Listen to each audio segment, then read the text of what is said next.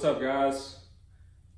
We're gonna do a video today. Haven't made one in a really long time, but I was scrolling through my old videos and saw that one of them actually hit 1,000 views. So it gave me the kick in the butt that I needed, I guess, to go ahead and get another video going.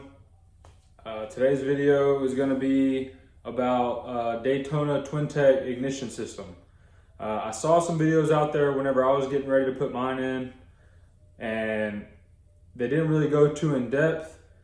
And I actually ran into a few, stopping points, I guess, while I was doing mine. And so I figured I'd make this video. Mine's already installed, but I want to go ahead and do this as kind of like an educational, I guess, type video, so that if there's anybody, that's going to go the same route that I went, they'll be able to do it with little to no issues. So without further ado, we're gonna get this bike jacked up on the lift, and I'll walk you through all the steps that I went through.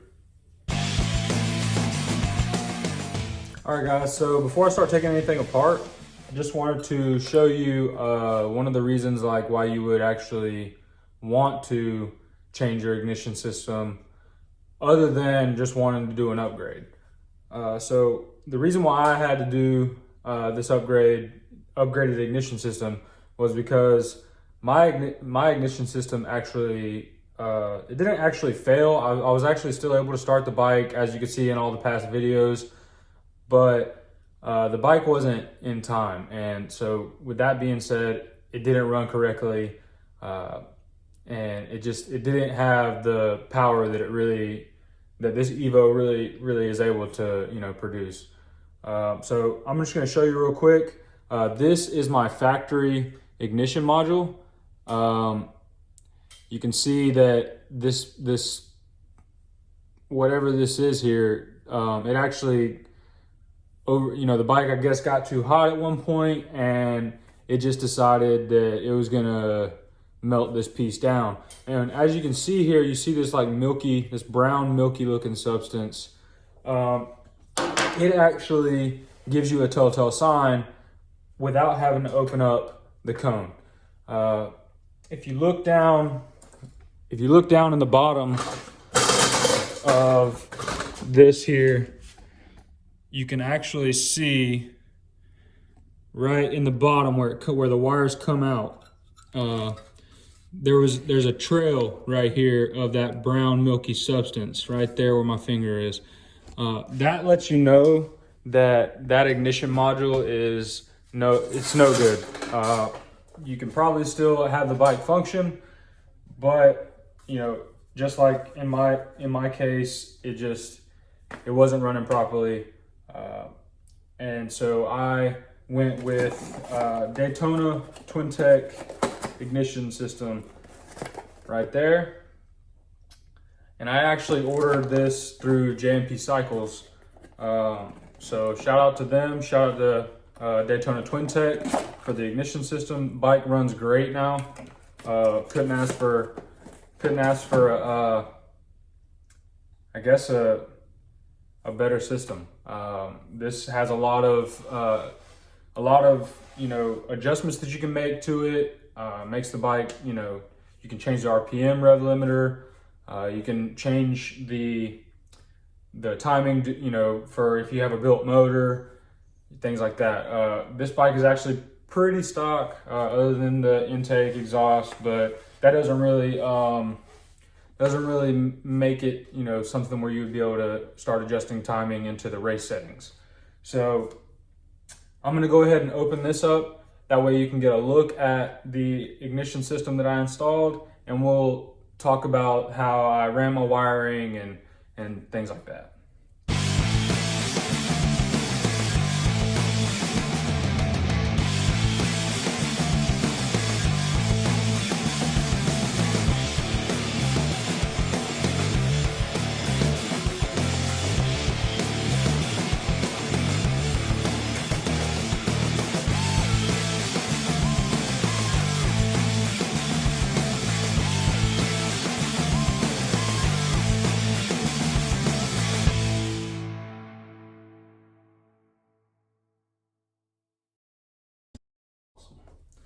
All right, guys, so I'm gonna take you down in here and get you a good look at this ignition module.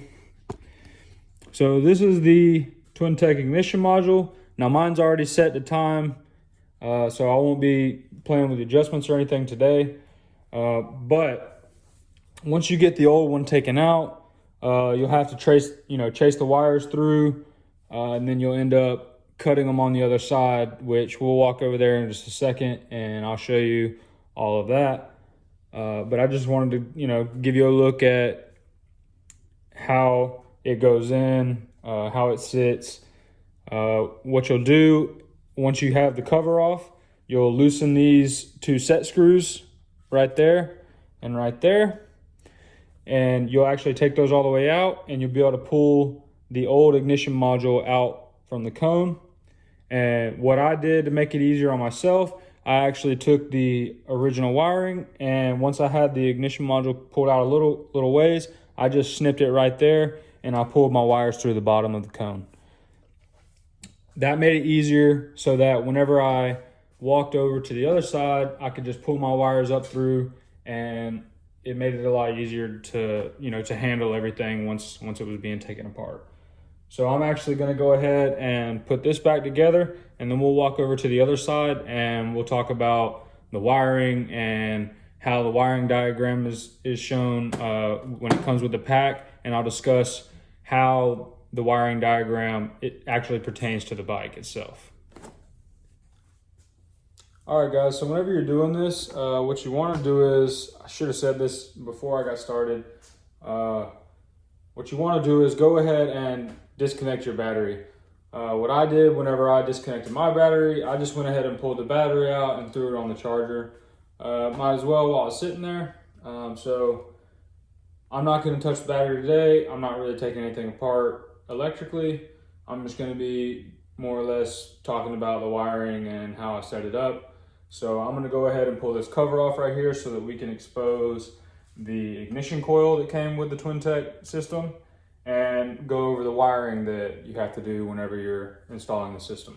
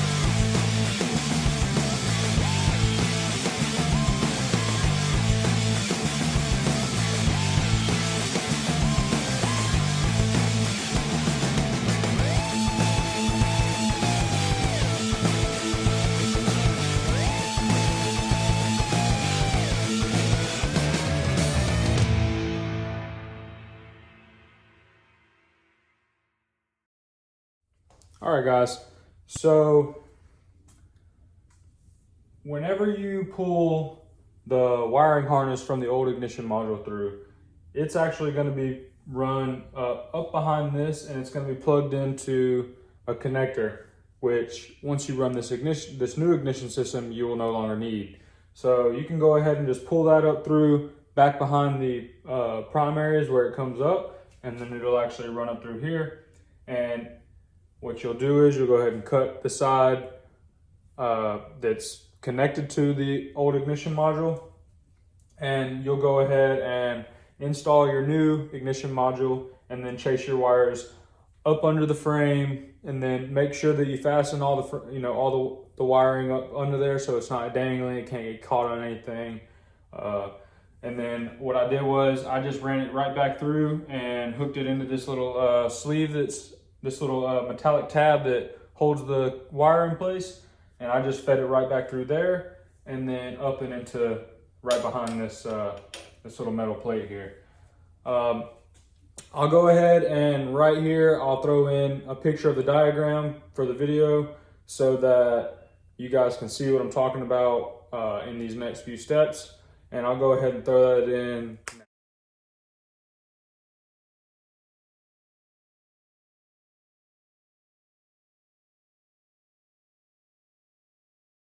So we're going to take a closer look at all this stuff. Whenever I was doing this, I found that through trial and error anyways, that the brown wire that's coming from your Twin Tec ignition module is supposed to be tied into a wire coming from your tachometer. Now, if you look at your service manual, if you don't have a service manual, I'll go ahead and throw a picture of that in there as well.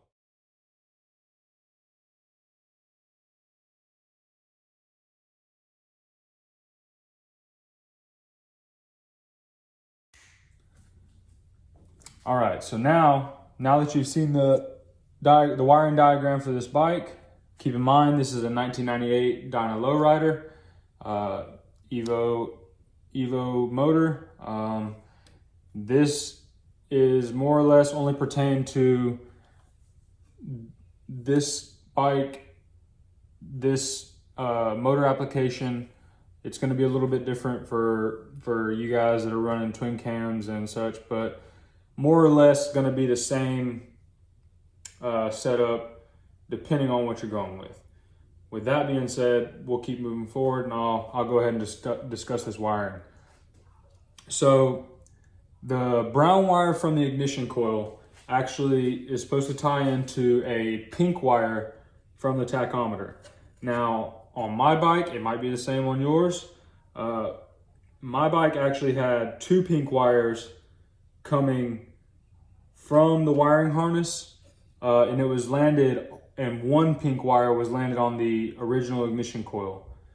What I ended up having to do was I actually unplugged my clip for my tack, and all I did was I took my multimeter and I stuck one of the pins in the slot where the pink wire was coming from, and then I set it to ohms so that I could read, I could ohm it out, listen for the audible sound whenever it finds the other end of the wire. And what I did was I took the two pink wires over here, and I've actually got one taped off, but I took it and I just stripped both of them back. And like I said, I had one on the side where my tack is, and I had one right down here, and I touched, to both wires. And whenever the multimeter made its beep to let me know that that was the other end of the wire, I went ahead and identified it, and I went ahead and used this this connector that Daytona Twin Tec sends with the kit, and I went ahead and crimped them on the brown and then the pink. That way I can get my my tack readings still. That's my light dying in the background. So give me 1 second, I'm gonna fix that.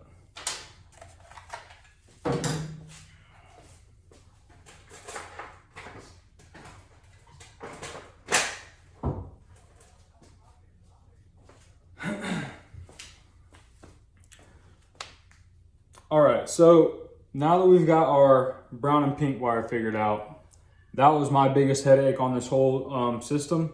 Everything else with the paperwork that they send is very straightforward. It's really hard to mess up. So back referring to the diagram there, you've got, go ahead and disconnect these spark plug wires so we can see it a little bit better. So on this new ignition coil, this is a single fire ignition coil system. This one has 3 pins that you're gonna land wires to. My original one only had 2. The difference here is gonna be where the old ignition system was a multi-fire. This is gonna be this one in particular I've set up for single fire. All right, guys, so if you look at the bottom, if you look at the posts here, you'll see that I've got pink wire on the top post, just like the paperwork calls for. And then I've got my original black and white wiring, which is your 12 volts, that was landed on my previous ignition system. I've got that landed with the black white from the new ignition module. And then I have the blue wire for the rear cylinder down on the bottom post. Now it describes it very clearly on the paperwork. That's how you're supposed to land it.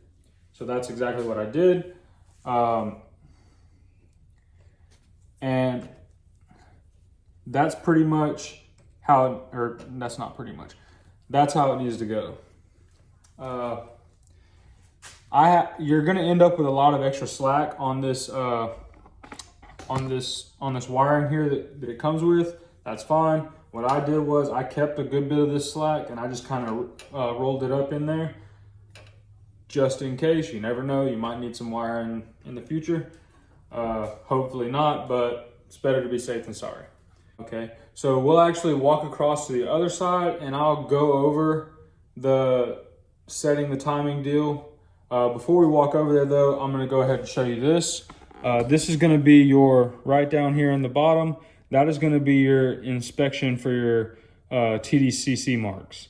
What you'll do is you'll pull this plug out, you'll lift the bike in the rear, you'll put it in 5th gear, and you'll go ahead and you'll spin that tire forward until you see the TDCC marks. Now, you're gonna see, I think, a total of 3 marks. First one's gonna be one circle, or it looks almost like a hole. And then the next set of markings you're gonna see is 2 holes. And then following almost immediately after those 2 holes, you're gonna see a line straight down in the middle on that flywheel.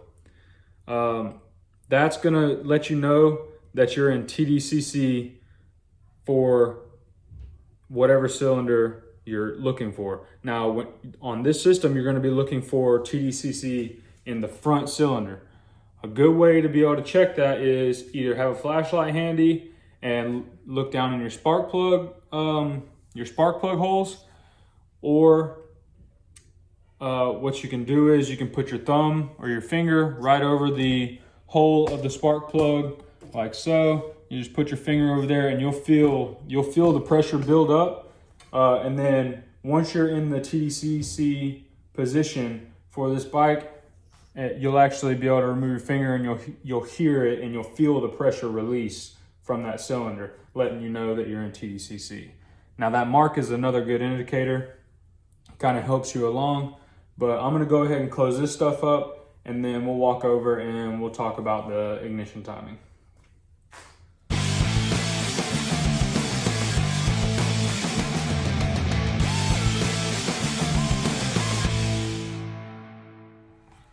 All right, guys.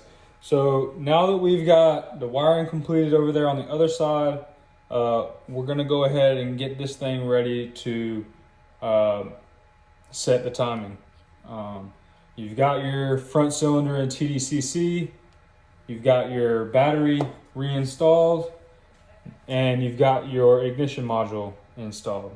All right, so once you get the ignition module in, you're gonna go ahead and put these set screws in, but you're not gonna tighten them. You wanna have them just enough in there where you can still rotate that ignition module back and forth, because you wanna be able to find timing. So I want to make it known, because I actually was scratching my head there for a good few minutes whenever I had everything buttoned up. I came out and I had my key on, and I was, the light doesn't come on immediately once you have power to the bike, but I had my key on and I was rotating this ignition module back and forth, and the light wasn't coming on. So whenever you're doing this, you got to make sure that your run switch on your handlebars or wherever it's located on your bike, your run stop switch, has to be on. You have to be able to have the bike ready to crank whenever you're getting ready to set the timing in this, or else the light will not come on. So after I figured that out, I threw my switch on, the light came on like that. Now, what you're doing is whenever you're trying to find this, you'll rotate it back and forth, back and forth. That light will go out as soon as the module is in place for the bike to be in TDCC, meaning it's perfectly in time. So as soon as that light turns off, you stop it right there and you go ahead and you tighten both of those screws all the way down. And that's it. It's set in time. Now, after you've got it in time, you're going to want to look at your paperwork and you're going to want to figure out what setup is going to be the best for you. Now, I didn't mess with the RPM limits, which are over here on the right side. But for my bike, I went with first switch stage 3, and my second switch, I set it to stage 5. Now, that was recommended for my bike based on the paperwork that's given to you in the box with the parts. Yours may be a little bit different depending on the modifications that you made to your bike. Other than that, it's pretty straightforward install. I just wanted to touch on a few things that I noticed weren't in some of the videos on this system that are out there. So hopefully, if you're doing this install, it'll go a little bit more smoothly for you than it was for me. It was still a pretty smooth install, but like I said, there were a couple moments where I was just sitting there like, man, what's going on? But like I said, that's why I wanted to make this video. So, you know, anybody's having issues, they can probably figure them out a little more quickly and get the bike back together a little more quickly than I was able to. I'm gonna go ahead and button this thing up and we'll do the outro.